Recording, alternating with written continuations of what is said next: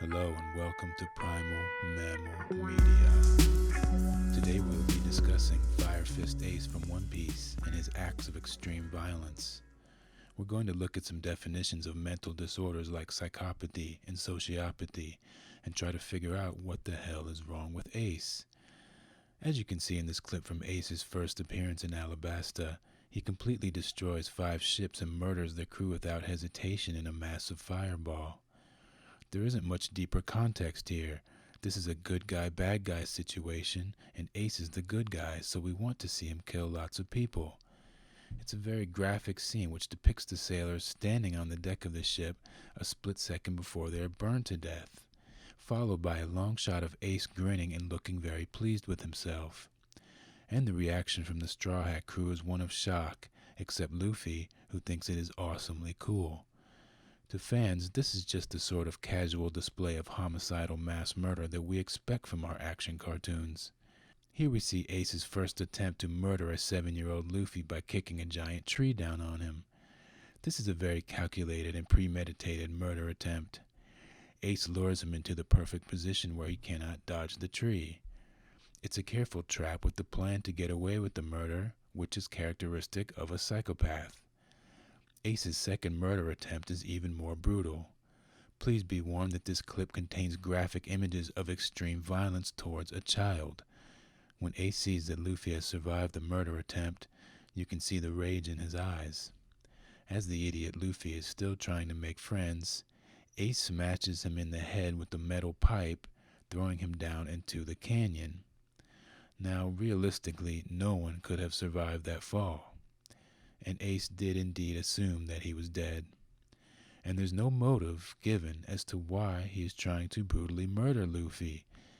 It mainly seems like he just doesn't like the young boy who is trying so hard to make friends with him. Of course, those were just the first 2 attempts. Ace tried to kill Luffy many more times, including dropping a bunch of rocks on him and trying to get him eaten alive by crocodiles. Let's take a look at some definitions of psychopathy. First of all, it's worth noting that psychopath is not really a diagnostic term, with the DSM not acknowledging it as a separate disorder, but rather as a subset of antisocial personality disorder. Here is a blurb from a psychology magazine, quote, "The defining characteristic of a psychopath is their tendency to engage in what is known as instrumental aggression. Instrumental aggression is deliberate aggression waged against a victim for the purpose of fulfilling an agenda or getting some sort of reward. This type of aggression, also known as proactive or predatory aggression, is planned, premeditated, and often unprovoked by their victims." And here is another blurb, quote, "Clues to psychopathy or sociopathy are usually available in childhood. Most people who can later be diagnosed as a psychopath exhibit a pattern of behavior where they violate basic rights and the safety of others. Psychologists call these type of childhood behaviors a conduct disorder, a term which includes the following categories of behavior: aggression to people and animals, destruction of property, deceitfulness or theft, and serious violations of rules or laws." Well, I don't think there's any need to go down the list. We all know that by the time he could walk, Ace fit all the criteria listed here. Here's a part of a chart which describes the differences between a psychopath and a sociopath.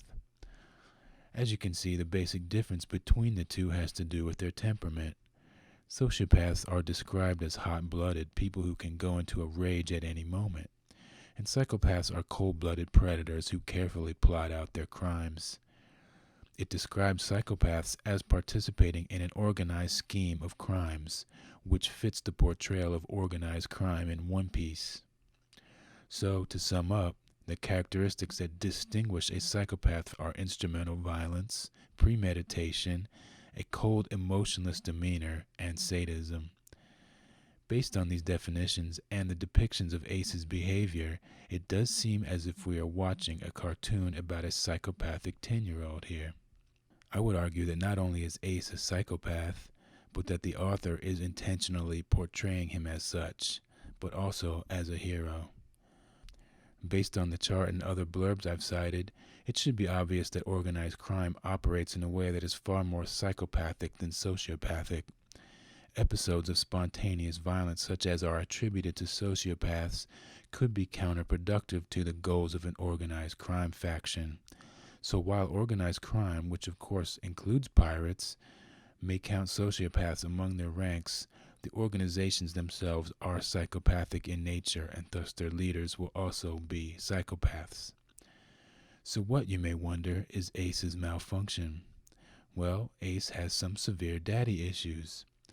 Not only has Ace never met his real father, but Roger looms large as a legend that no one could live up to. Ace simultaneously hates Roger but also wants to prove better than Roger. So what can he do? Well, Ace does what anyone would do. He joins a big gang of men who all call their boss Daddy, and they all get branded with their daddy's tattoo. This is after, of course, the hundreds of murder attempts Ace makes on the life of Whitebeard. To be fair, Goldie Roger was an absolutely worthless father who abandoned Ace so he could sail around and murder people with his buddies.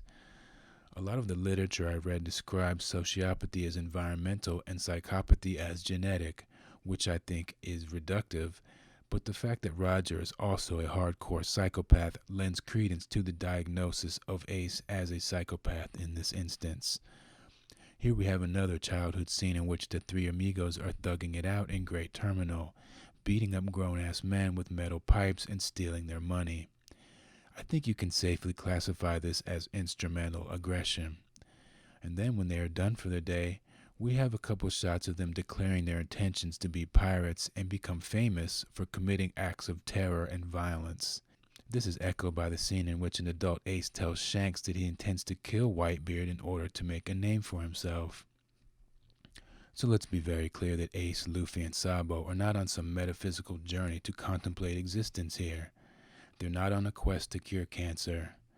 Their plan from the very start was to kill a lot of people and make a name for themselves. These goals are quite psychopathic in that they have every intention of carrying them out. It's important to note that the portrayals we see of childhood Ace and adult Ace are completely different in terms of his demeanor. Adult Ace seems to be much happier and less brooding, especially when he is deep frying people. Sadism is one of the primary descriptors, and I think Ace's behavior more than qualifies. Based on that alone, I find it hard to believe that Ace is the great guy he is portrayed as. More likely is that Ace has learned to fake empathy and normal human behavior as an adult, which is one of the traits of a psychopath. In fact, there is even a scene in which childhood Ace is hilariously trying to learn etiquette and manners so that he can ingratiate himself with other pirates. Another possible explanation is that Ace possesses traits of both sociopath and psychopath, making him capable of cold-blooded premeditated murders and spur-of-the-moment emotional outbursts. I don't think all the crying and pleading at Marineford fits the character of Ace.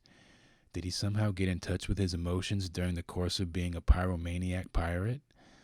I think maybe Ace's emotional display at Marineford is less about his character and more about expressing one of the main themes of One Piece, which is the concept of nakama, or fellow gang members, being closer than one's own family. Remember, Ace and Luffy are not really brothers. They are violent criminals who swore an oath to each other at a young age. This concept of fraternal brotherhood is the basis of all hierarchies, corporations, and organized crime, wherein the fear of being murdered or going to prison creates a stronger bond than the bonds of love and loyalty amongst blood relatives. This nakama/mafia concept is again one of the main themes, if not the main theme, of One Piece. So what do parents think about Fire Fist Ace and all the other psychopaths and sociopaths in a seemingly vast collection of portrayals of cold-blooded mass murder and extreme violence in children's television? I can only imagine that this is something being shared and enjoyed amongst generations within families. In truth, we are so used to seeing extreme violence in children's shows that nobody bats an eyelid, and it's very easy to take it for granted as entertainment when those acts of violence cross the line into outright psychopathy, isn't it?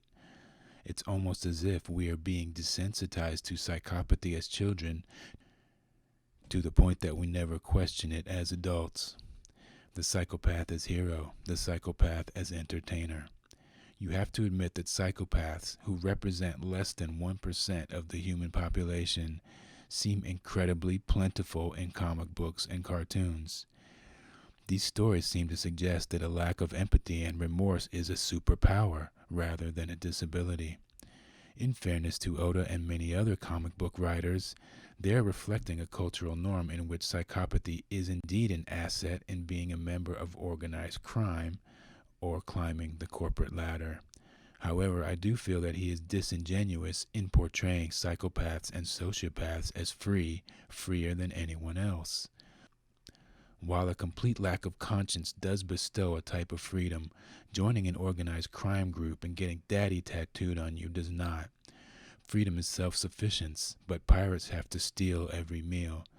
If they really wanted freedom, why would they sign up to get ordered around by a self-appointed captain and live together on a freaking boat, which must be absolutely miserable? Young children mimic their parents and the things they see on television. Obviously, not any kid who watches One Piece will grow up to be a psychopath. But for a child who is a budding psychopath and watches this cartoon, he would undoubtedly find validation there.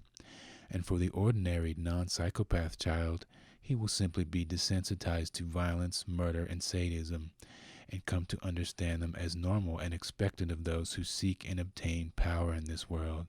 He will also see them as exciting and entertaining.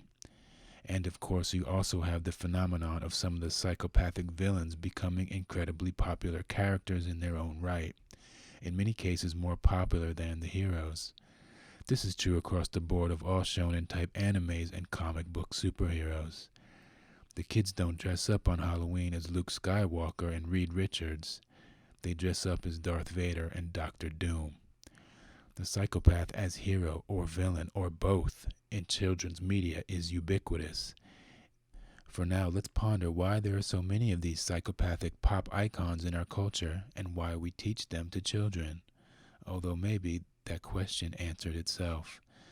So, you've heard the evidence. What do you think? Is Fire Fist Ace a psychopath? Thank you for checking out this video, and I'll see you next time.